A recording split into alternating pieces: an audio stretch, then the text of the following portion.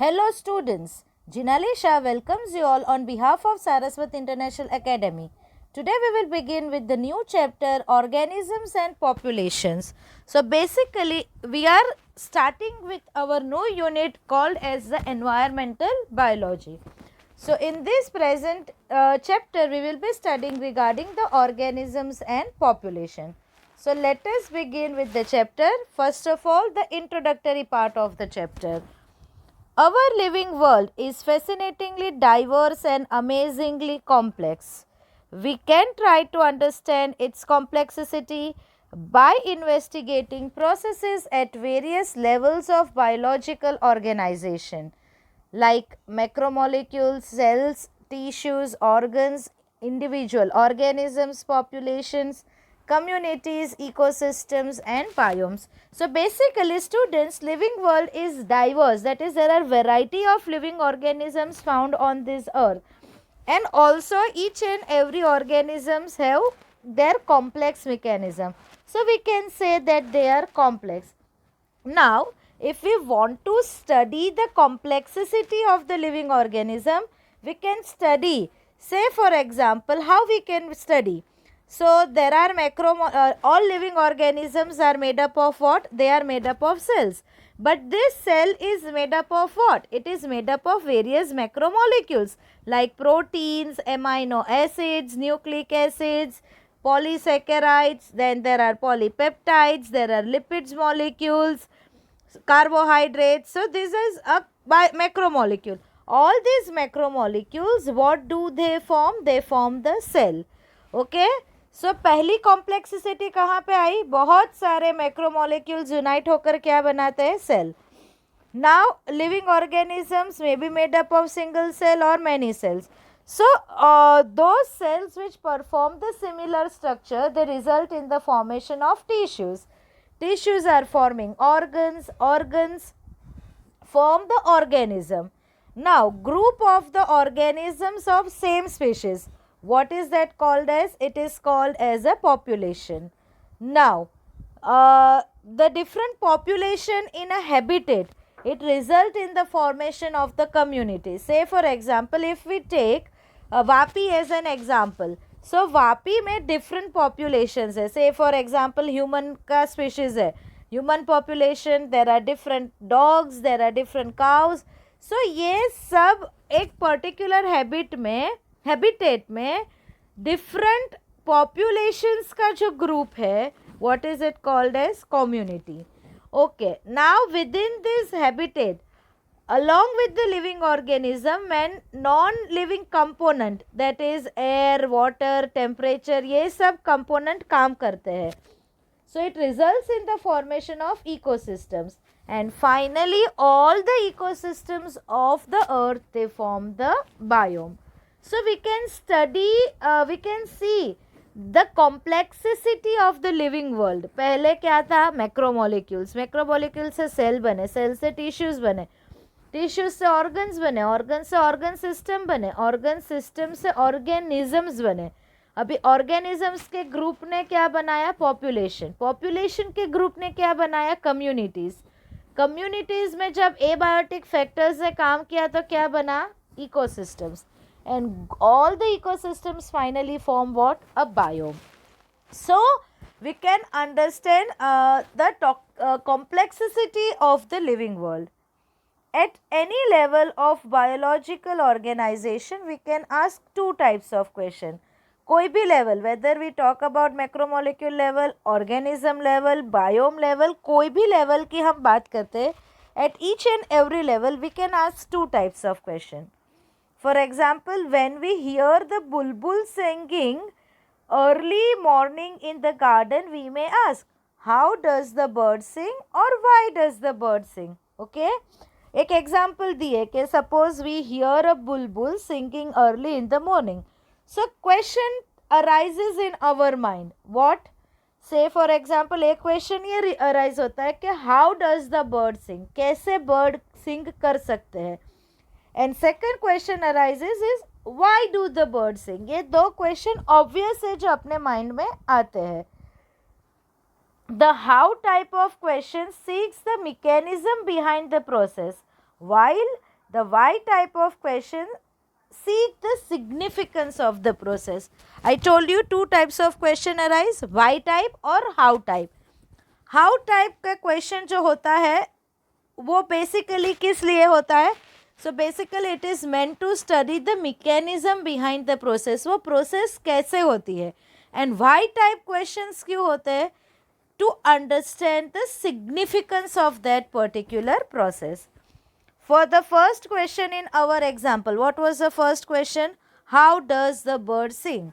The answer might be in terms of the operation of the voice box and the vibrating bone in the bird. Okay, कि bird कैसे sing करता है? How does the bird sing? उसका answer क्या आ सकता है?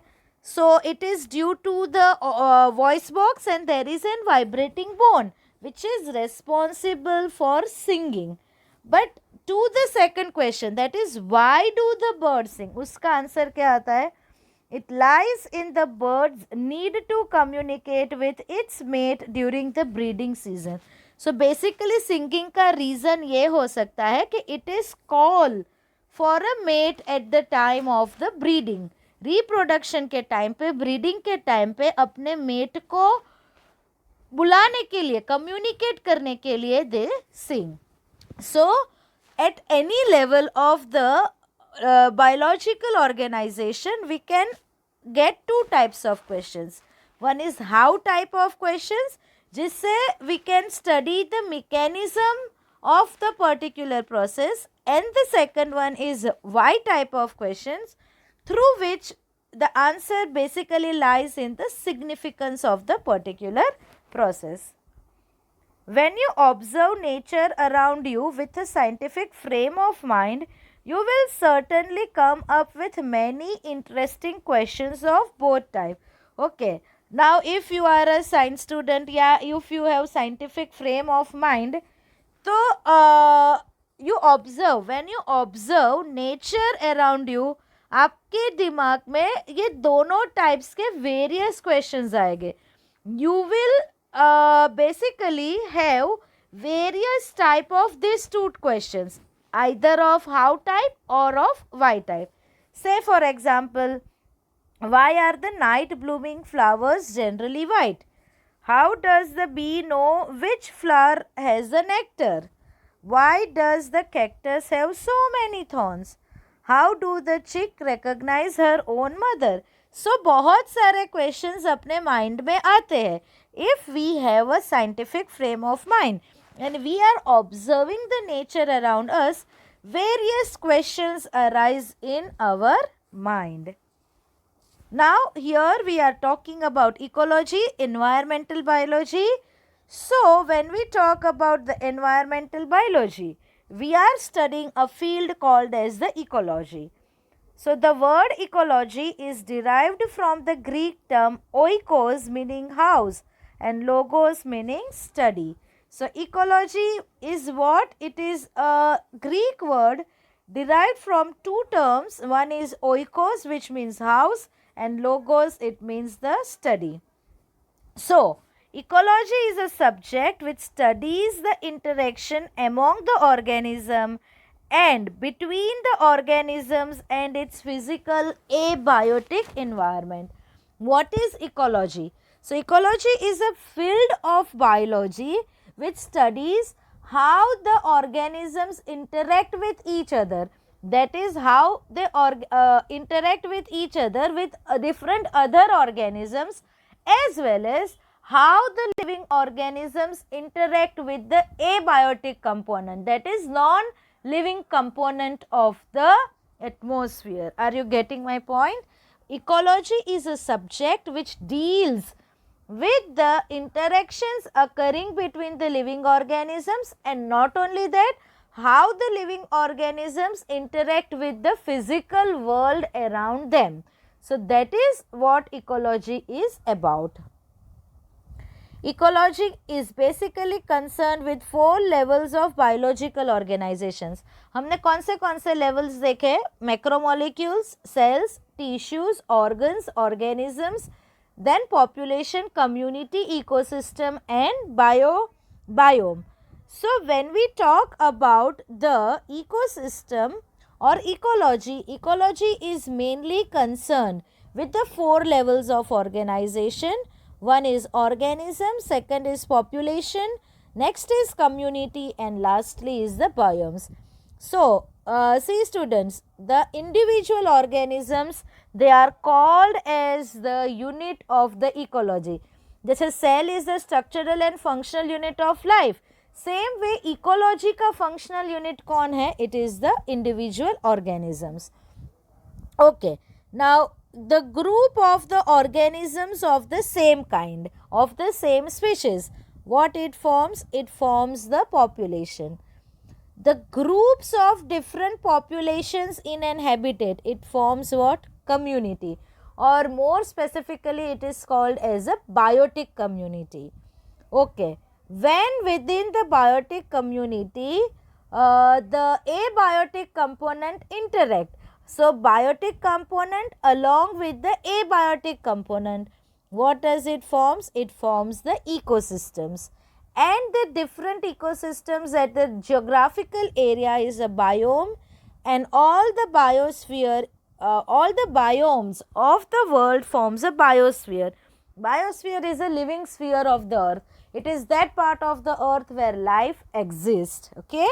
So, basically when we talk about the ecology, we are concerned with the 4 different levels. These are the different levels of the ecology. So, in this particular chapter, we will be dealing with the population, we will be dealing with the population and the individual organisms. Okay. So, in ecology, the term population, originally coined to denote a group of people, is broadened to include groups of individuals of any one kind of organism. So, what is population? It is a group of individuals of same kind of organism, or you can say one kind of organisms or of same species. Next one is community. Community in an ecological sense designated as biotic community. It includes all the population occupying a given area. So, group of all the different populations in a given area is called as what? It is called as a community, or more specifically it is called as a biotic community. The biotic community, that is the biotic components, and the non-living environment, that is abiotic component. Say for example, sunlight, water, temperature, pH, soil, all these are considered as the abiotic component, and all the living organisms are dependent on this abiotic component for their sustenance. So, all the living organisms along with the abiotic component in a particular area, it functions together as the ecological system, or also called as the ecosystem. पहले हमने क्या study किया? Population. What is population? The group of the organisms of the same kind is called as a population. Then we have studied regarding the biotic community. What is biotic community? The group of the different populations in a given area. एक area में सिर्फ ऐसा तो नहीं होगा कि human population ही होगा. Human के साथ डिफरेंट प्लांट्स हो गए, डिफरेंट एनिमल्स हो गए, डिफरेंट माइक्रोब्स हो गए, डिफरेंट इंसेक्ट्स हो गए. सो ये सब के इंडिविजुअल ग्रुप को क्या बोलते हैं? Different populations. एंड ये सब पॉपुलेशंस एक पर्टिकुलर एरिया का, उसे हम क्या बोलते हैं? Biotic community. Okay. All the living organisms are dependent on certain non-living factors for their sustenance. So, biotic, that is the living organisms along with the non-living components, what does it forms? It forms the ecosystem or ecological system. Biome is a term in wide use for a large regional or subcontinental system characterized by a major vegetation type. So, basically biome, it is a part, or basically it is a term which is used for large regional or subcontinental system के जहाँ पे major vegetation के types है वो describe करेंगे.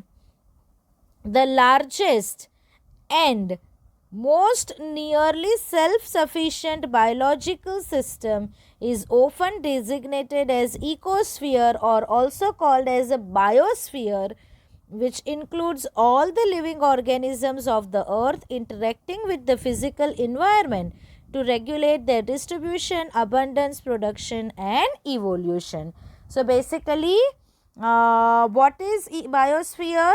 So it is the largest biological system which includes all the living organisms of the earth interacting with their physical environment to regulate their distribution, to regulate their abundance, to regulate their production and finally evolution.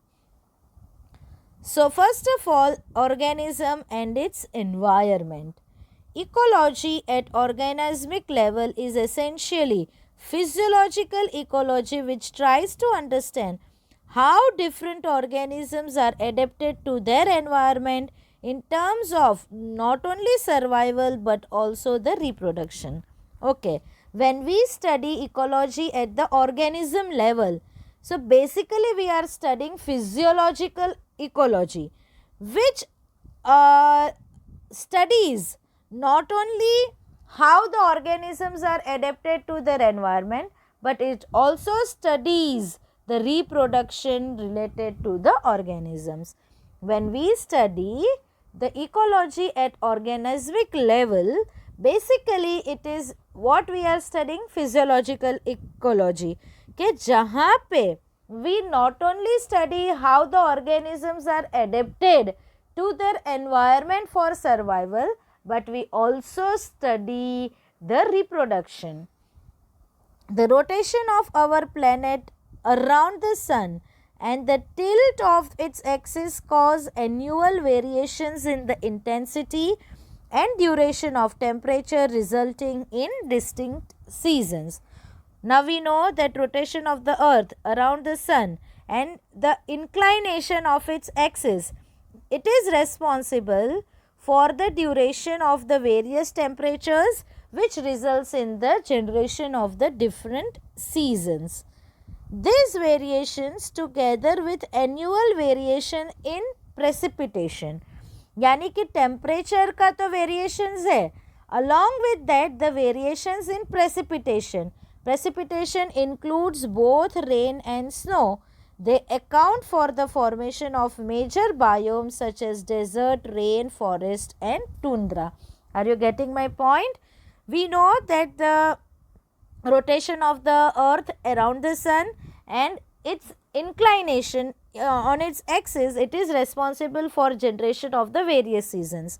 Now not only these variations, but also the variation in the precipitation, which includes the rain and snowfall, they all result, the temperature variations and the variations in the precipitation, they result in the formation of the major biomes. Biomes are the various vegetations which are found in the larger area.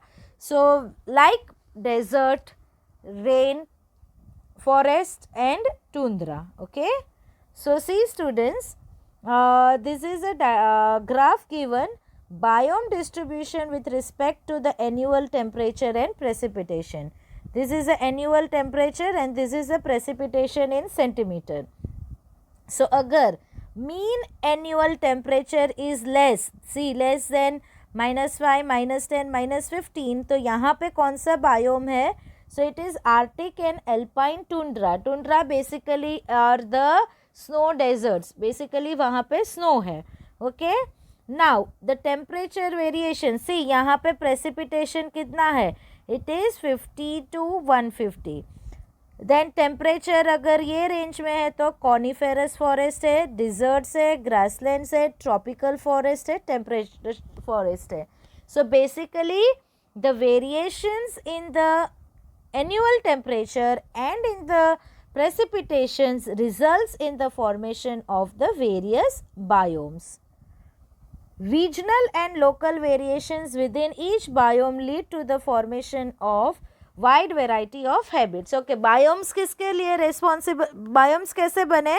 Biomes are form due to the annual variation in temperature and annual variation in the precipitation. अभी ये variations the regional या local हो जाते हैं. से for example एक tundra है या से फॉर एग्जांपल एक फॉरेस्ट है. ये बायोम के अंदर जब लोकल चेंजेस आते हैं then they result in the formation of the various types of the habitat.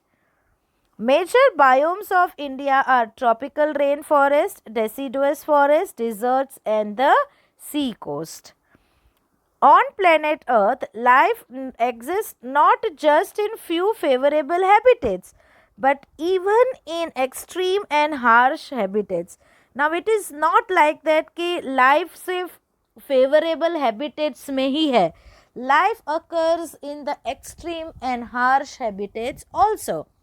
Say for example scorching Rajasthan desert के जहाँ पे टेम्परेचर बहुत ज़्यादा है, rain soaked Meghalaya forest, deep ocean trenches. Trenches are the depressions which are found in the sea floor. Torrential streams. Torrential streams are violently fast stream के जहाँ पे floater का फ्लो इतना वायलेंट है फिर भी वहाँ पे लाइफ है. Permafrost which means so laden, यानी कि ग्राउंड जो टोटली फ्रोजन है, like polar regions. High mountain tops, thermal springs, stinking compost pits, to name the few. So it is not like that कि सिर्फ लाइफ फेवरेबल कंडीशंस या favourable temperature है, habitat है, वहाँ पे ही है. The life also exist in extreme and harsh habitats, right? Even our intestine is a unique habitat for hundreds of species of microbes. Our intestine is also home to the various kinds of the microbes. We commonly know that E. coli is a normal resident of our intestine. Not only E. coli, there are hundreds of other species of microbes which are the normal residents of our intestine. So, what I mean to say is life exists in the favorable habitats, but it also exists in the extreme and harsh habitats too. Now, these are the diagrams of the major biomes of our country. This is a tropical rainforest, this is a deciduous forest, this is a desert and this is a sea coast, right? Now, what are the key elements that lead to so much variation in physical and chemical conditions of the different habitats? Okay, what are the वो क्या चीज़ है जो ये variations के लिए responsible है? What are the elements which are responsible for the variation in the physical and chemical conditions of the different habitats? The most important ones are temperature, water, light and soil. So, these are the four most important abiotic components which are responsible for the variation in physical and chemical conditions of the habitat. कोई भी habitat में जो variations लाने के लिए जो most important elements है वो है temperature, water, light and soil.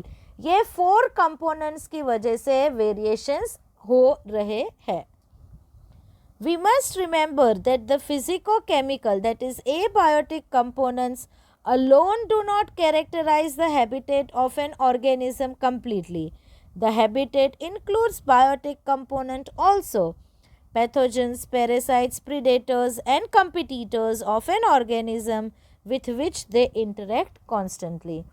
Now it should not be mistaken कि सिर्फ एबायोटिक कंपोनेंट की वजह से ही पर्टिकुलर हैबिटेट का कैरेक्टराइजेशन होगा. In a habitat the biotic components are also present. Like कोई ऑर्गेनिजम्स पैथोजेनिक है, कोई पैरासाइटिक है, कोई प्रीडेटर्स है, कोई कंपिटिटर्स है. And these organisms they interact with each other as well as with the abiotic component. So, this also decides the nature of the habitat. We assume that over a period of time, the organisms had, through natural selection, evolved adaptations to optimize its survival and reproduction in its habitat. So, we must believe, we are believing, हम लोग ये assume कर रहे हैं कि organisms में natural selection हुआ है. Organisms, they have gone through natural selection. उनमें ऐसे इवॉल्व किया है कि उनमें ऐसे एडेप्टेशंस आए हैं जिसकी वजह से they are able to survive in a particular habitat, as well as in that particular habitat they are able to reproduce. Each organism has an invariably defined range of conditions that it can tolerate, diversity in resources it utilizes, and a distinct functional role in the ecosystem, which altogether comprises its niche. कोई भी particular organism का particular conditions tolerate करने की, then the way in which, the variety of way in which they utilizes the resources and the role played by that organism in ecosystem, ये सब साथ में क्या बोल सकते हैं? It is called as the niche. What is niche? The organism has an invariably defined range of conditions that it can tolerate. कोई भी लिविंग ऑर्गेनिजम्स बहुत सारी कंडीशंस को टॉलरेट कर सकता है. It has the ways through which it can use the resources, and it is playing a particular distinct role in the ecosystem. All this together is called as what? It is called as niche. Now niche क्या है वो हम explain करते हैं. A habitat can be considered as the address of the organism. Habitat यानी कहाँ organism रहता है. So basically it is considered as what? Address of the organism. It is a specific physical place or locality occupied by the organism or any species which has a particular combination of abiotic or environment factor. So habitat वो जगह है कि जहाँ पे particular organism रहता है and वो organism उसके सराउंडिंग एबायोटिक कंपोनेंट से इंटरेक्ट करता है. The collection of all the habitat areas of a species constitutes its geographical range. Now we are mainly concerned with niche. An ecological niche, it refers to an organism's place in the biotic environment and its functional role in an ecosystem. So what is niche? It is the place in the biotic environment, organism's place in the biotic environment and its functional role in the ecosystem. What role does it play in the ecosystem? कोई भी organism एक क्या role play कर सकता है?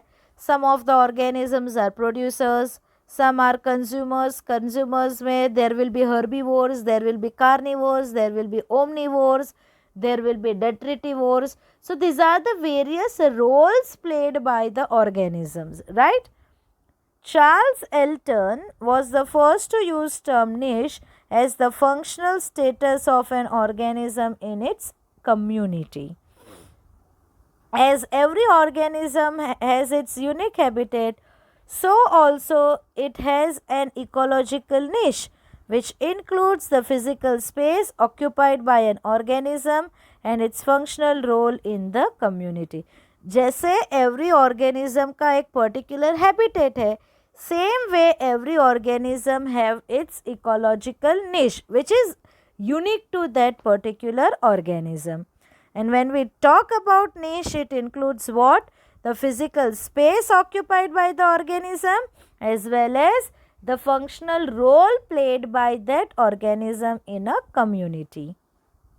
We will study the niche with the by studying one example. Many animals share the same general habitat. बहुत सारे organisms का habitat क्या है? Same है. But their niches are well defined. Though the organisms have same niches, same habitats, but उनकी जो niche होती है वो properly defined होती है. The lifestyle of an individual population in habitat is known as its niche. Simple terms में क्या बोल सकते हैं, कोई भी और पॉपुलेशन का अपना जो लाइफस्टाइल है, वो रहने का लाइफस्टाइल है हैबिटेट में, उसको हम क्या बोल सकते हैं, उसके नीश बोल सकते हैं। For example crickets and grasshoppers, they are closely related insects that live in the same habitat, yet they occupy the different ecological niche. Okay, cricket and grasshopper ऐसे दो इंसेक्ट्स हैं जो एक ही हैबिटेट में रहते हैं, फिर भी ये दोनों की नीश क्या है, डिफरेंट है। The grasshopper is active during the daylight. It can usually be found on a plant, feeding on the plant parts. Although the cricket lives in the same field, it is quite different. During day, it hides under the leaves or the plant debris and is usually inactive. It is active at night time. So क्या हुआ कि ये दो insects ऐसे हैं कि एक ही habitat में मिलती है, लेकिन उनकी नीश कैसी है, डिफरेंट है। जो ग्रास हॉपर है वो डे टाइम में एक्टिव होता है एंड वो किसको फूड की तरह कंज्यूम करता है, प्लांट पार्ट्स को। यही फील्ड में क्रिकेट भी रहता है, लेकिन ये जो क्रिकेट है during the day time it is inactive, वो प्लांट के नीचे या उसके लीव्स के नीचे हाइड करेगा। And it is active at what time, it is active at the night time. The cricket and grasshopper do not interfere with each other's activity in the same habitat. Thus, the niche of an organism can be defined as a total position and function of an individual in its environment. Now, let us study the major abiotic factors of the कौन से है, temperature, light, water and soil. These are the four main abiotic factors which play the important role in the functioning of the living organism. So first one is temperature. Temperature is the most important ecologically relevant environmental factor. The average temperature on land varies seasonally. It decreases progressively from equator towards the poles and from plains to the mountain tops. So temperature decrease होता रहेगा, कैसे? As we move away from equator towards the pole, the temperature keeps on decreasing. Again same thing, plain से जैसे ही mountain tops के तरफ जाएंगे, again there will be the decrease in the temperature. So temperature decreases as one moves away from the equator towards the poles and one moves from plains to the mountain tops. It ranges from sub-zero level यानी below zero in the polar areas and high altitudes to greater than 50 degree in the tropical deserts in summer. So temperature variations आप देख सकते हो कि कहीं कहीं पे temperature is less than 0 degree Celsius like polar regions and higher altitudes, and at certain places it is greater than 50 degrees Celsius like in the tropical deserts in the summer season. There are however unique habitats such as thermal springs and deep sea hydrothermal vents. Hydrothermal vents क्या होते हैं कि they are the fissures on the sea floor from where heated water issues. So basically sea floor पे fissures होते हैं कि जिसमें से hot water discharge होता है, and यहाँ पे जो temperature होता है it exceeds 100 degrees Celsius. So there are various unique habitat कि जहाँ पे जैसे thermal springs है and hydrothermal vents है कि जहाँ पे average temperature it exceeds 100 degree Celsius. It is a general knowledge that mango trees do not and cannot grow in the temperate countries like Canada and Germany. Snow leopards are not found in Kerala forest and tuna fish are rarely caught beyond the tropical latitudes in the ocean. क्यों? क्योंकि ये सबका जो temperature range है वो different है. You can appreciate the significance of the temperature to the living organisms when you realize its effects, the kinetics of the enzymes, and through it the metabolic activity and other physiological functions of the body. Now, if you want to study the significance of temperature, how can you study that? So basically कैसे temperature living organisms के functioning को affect करता है.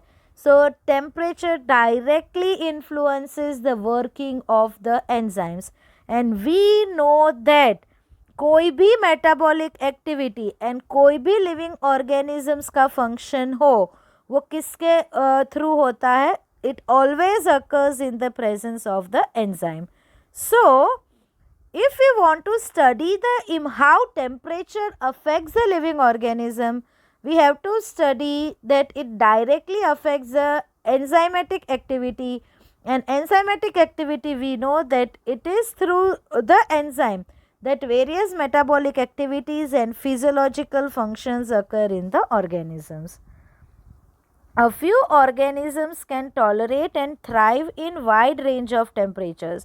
There are few organisms के जो wide temperature range में survive कर सकते हैं, टॉलरेट कर सकते हैं.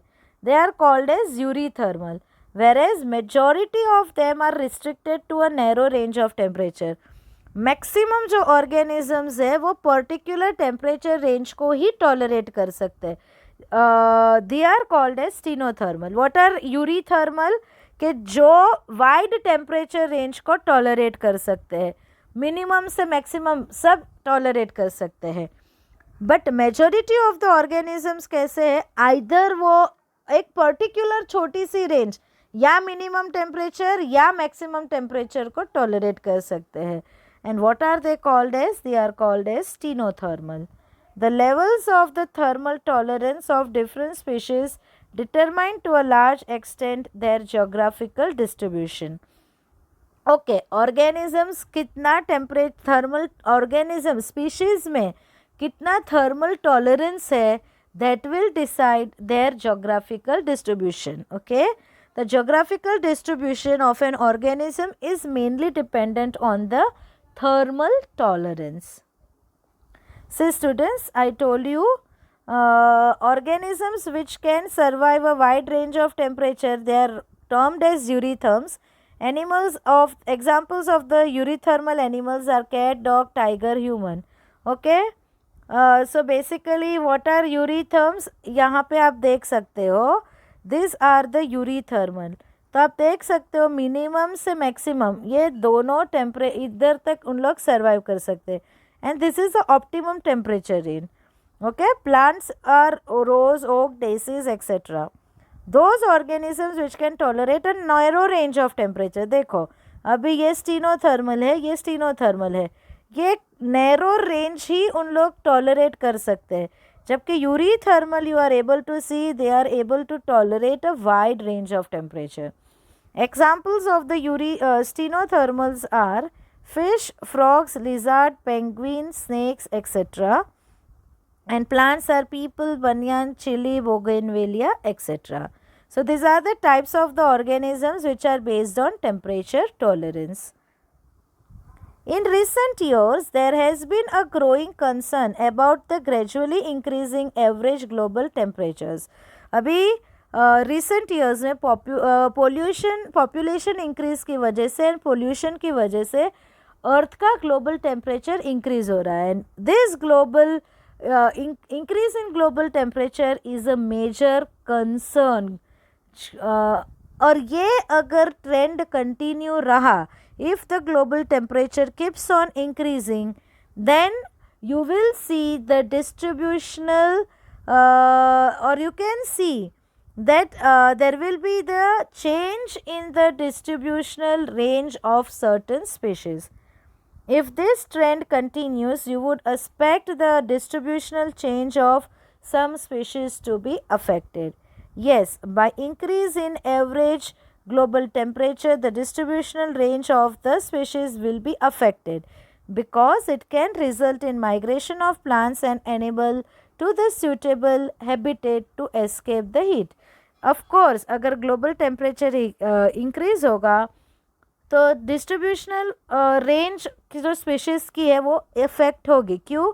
क्योंकि ऑर्गेनिजम्स माइग्रेट करने लगेंगे. हीट से बचने के लिए they will migrate to the suitable habitat. If the suitable habitat is unavailable or is scarce, then the species may not survive in harsh conditions and die, leading to the loss of biodiversity, which restricts the distributional range of the species. Now, next abiotic factor is water. Water is the most important factor influencing the life of organism. We know that life originated in water, right? And is unsustainable without water. No living organisms can sustain without water. Its availability is so limited in deserts that only special adaptations make it possible for the organisms to live there. अभी desert में water की availability बहुत कम है, and so only those organisms which possess special adaptations वो ही वहाँ पे survive कर सकते हैं. The productivity and distribution of plant is also heavily dependent on the water. You might think that organisms living in oceans, lakes, rivers should not face any water related problem, but it is not so. Okay, अपने mind में एक question आता है कि water aquatic organisms है, उनमें water related problems आता नहीं होगा, but that is not true. Aquatic organisms also face the water related problems. For aquatic organisms, the quality, that is the chemical composition and pH of the water becomes important. Aquatic organisms के लिए क्या important बन जाता है कि water की quality कैसी है. When we talk quality, it means the chemical composition and pH of the water. The salt concentration measured as salinity in parts per thousand is less than 5 in inland water. Okay, salt का concentration inland water में कितना है? It is less than 5 parts per thousand. Inland waters are those waters which are confined within the territory of the state. यानी कोई भी territory में जो lakes है और सीज है या कोई भी वाटर बॉडी जो टेरिटरी में है, that is called as the inland water, and उसकी जो salinity है, it is less than 5 in the inland water. It is 30 to 35 in sea, and it is greater than 100 in some hypersaline lagoons.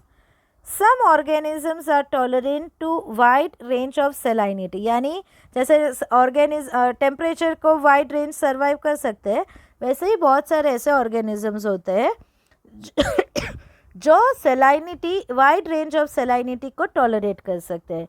They are called as euryhaline, but others are restricted to narrow range. They are called as the stenohaline.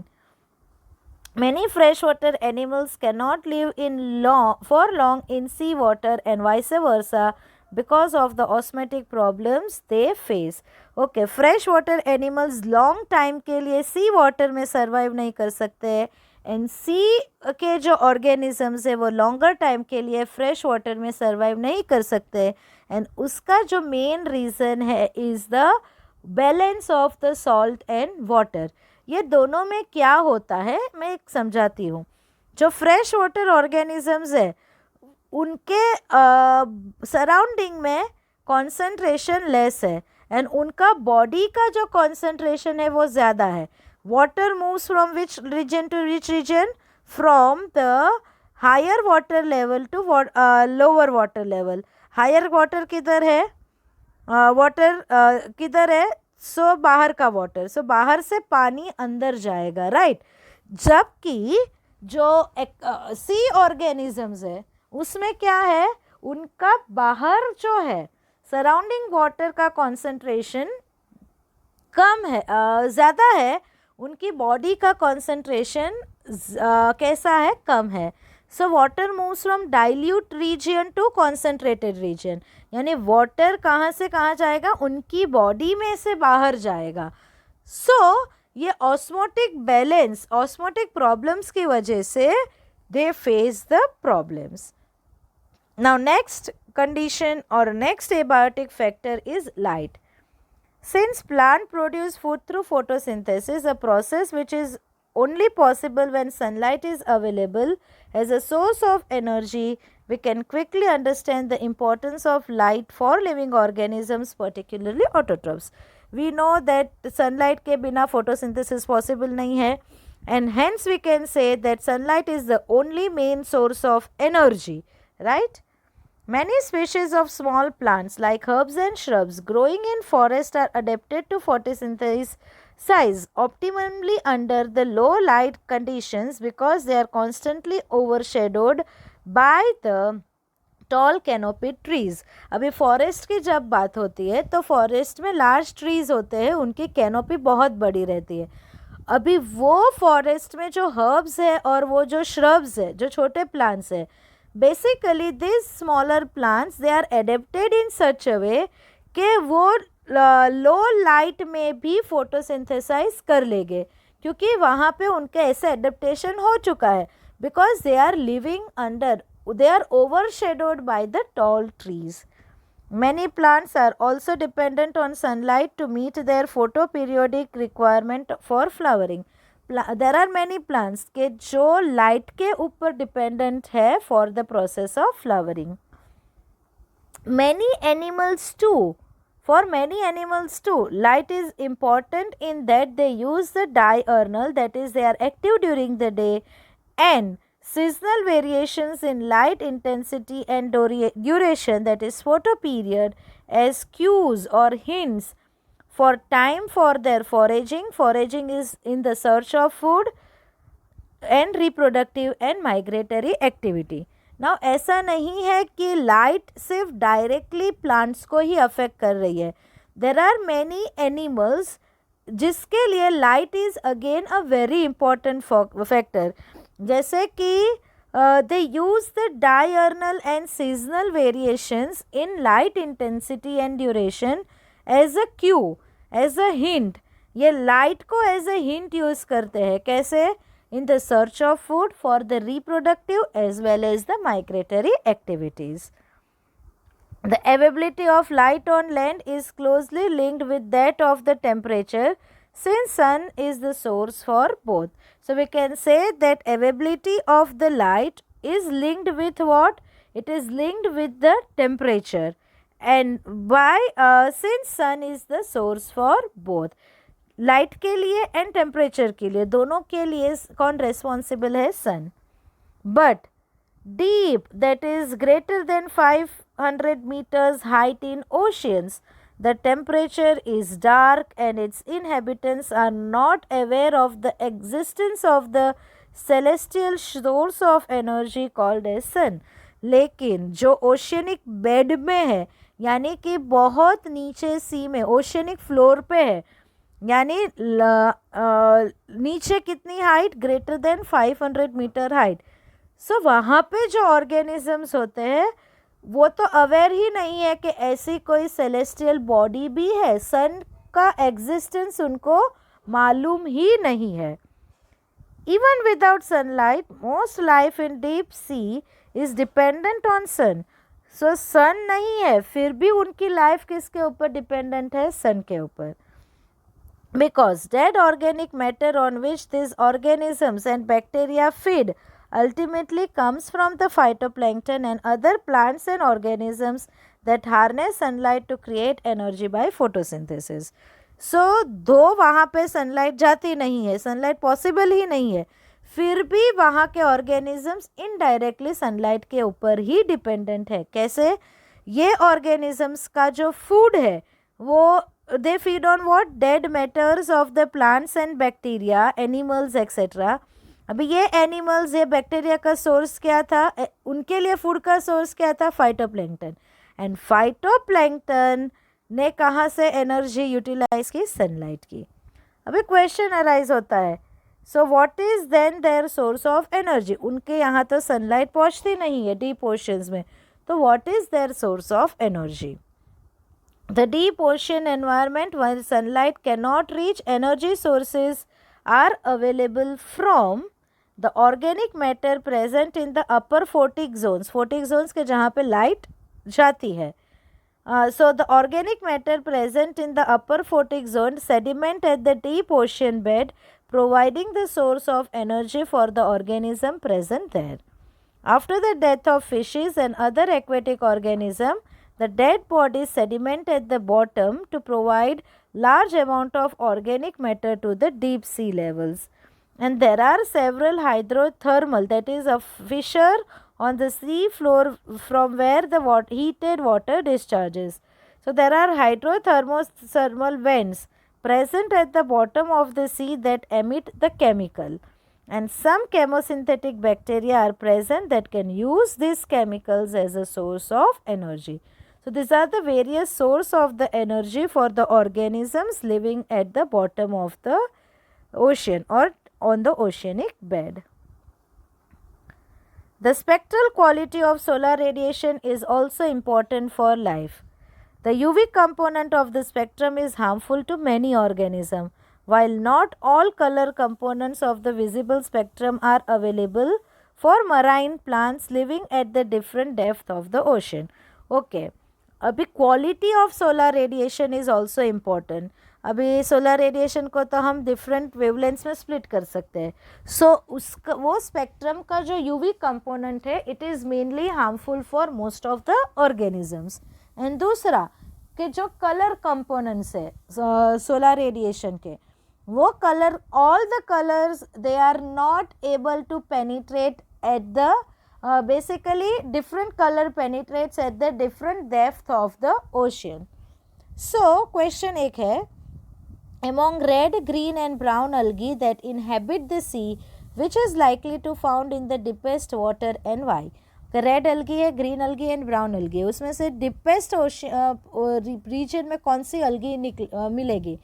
So answer to this is red algae is most likely to be found in the deep seas or deep water. Now kaise we will see. We know that the sun is the ultimate source of the energy on the earth. As radiation from the sun travels down the sea depth, only most energetic components of the solar spectrum are able to reach the greater depth. अभी सन जैसे सी के depth में travel करेगा, सो उसका जो radiation के spectrum में जो मोस्ट एनर्जेटिक कंपोनेंट है वो ही डीपर पार्ट में जा पाएगा. The bluish portion of the spectrum has short wavelength, highest energy and penetrates deepest, whereas red light has largest wavelength and penetrates least. Okay. VIBGYOR की जब बात करते हैं उसमें ब्लू कलर है, उसका वेवलेंथ सबसे कम है, उसकी एनर्जी सबसे ज़्यादा है and it can penetrate deep. Whereas जो रेड कलर है उसकी वेवलेंथ बहुत ज़्यादा है and it will penetrate the least. So this bluish component is able to penetrate deep down in the ocean depth. अभी ये जो blue component है वो oceanic depth में easily penetrate कर पाएगा. Red algae, it contains the pigment called as phycoerythrin which absorbs the blue light. अभी ये red algae है, ये कौन सी लाइट को absorb करता है? Blue light. Okay, red algae में phycoerythrin करके कंपोनेंट है. ऑलवेज कॉम्प्लीमेंट्री कलर्स एब्सॉर्ब करते हैं. तो पिगमेंट कौन सी है? रेड. एंड वो कौन से कलर की लाइट को एब्सॉर्ब करेगा? Blue. And use it for photosynthesis. Thus using a little solar energy that reach the depth will start manufacturing the food. Now last abiotic factor is soil. The nature and properties of the soil in the different places vary. It is dependent on climate, weathering process. Weathering process यानी rock it is broken down or it is dissolved into smaller and smaller pieces. So ये weathering कैसे हुआ है? Whether soil is transported or sedimentary. Soil easily movable है यानी कि transportable है या एक ही place पे रह सकती है. And how soil development occurred. So all this process will determine the nature and properties of the soil. Various characteristics of soil such as soil composition, grain size, aggregation determine the percolation and water holding capacity of the soil. Soil के different characteristics जैसे उसका composition क्या है, उसके जो particles है उसका size क्या है and उसका aggregation, accumulation कैसा है, वो डिटरमाइन करेगी कि कितना वाटर उसके अंदर जा सकता है एंड कितना वाटर को वो होल्ड कर सकता है. This characteristics along with the parameters such as pH, mineral composition and topography, which is the study of forms and features of land features, they determine to a large extent the vegetation of any area. कोई भी area का vegetation किसके ऊपर dependent है कि pH soil का क्या है, मिनरल कंपोजिशन क्या है, topography. Along with that the soil composition, grain size and aggregation. All this will determine the vegetation in any area. Vegetation will determine the type of the animal supported there. This in turn dictates the type of the animals that can be supported. Vegetation के ऊपर क्या dependent है, कौन से animals वहाँ पे आ सकते हैं. Similarly, in aquatic environment, the sediment characteristics often determine the type of the benthic animals, that is animals that live at the lowest level of the water body that can thrive there. Same way, aquatic environment may be sediment characteristics. They will determine the type of the benthic animals. Benthic यानी जो animals water body के lowest level में present है. So कौन से animals present होंगे वो किसके ऊपर dependent है, sediment के characteristics.